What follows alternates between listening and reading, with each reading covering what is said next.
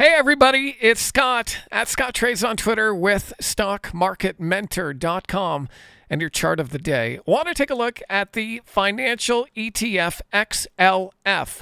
Now, there's a lot of hubbub today about semiconductor stocks because semiconductors broke down after the whole thing with DeepSeek out of China, and how some of these AI companies like NVIDIA may be overvalued because the Chinese were able to do better with less capable hardware. And that had the market flushing out of semiconductor stocks like NVIDIA today and rotating into some of the banks.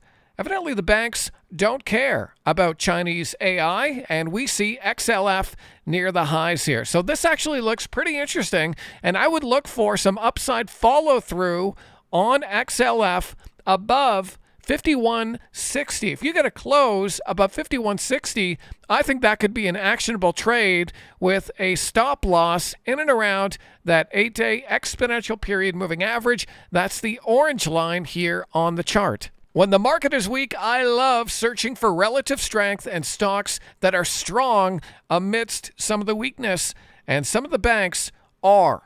This is one way to play them. I hope it's helpful. If it was, check out our premium service over at StockMarketMentor.com. Take a trial, click that link, and hopefully I'll see you on the other side.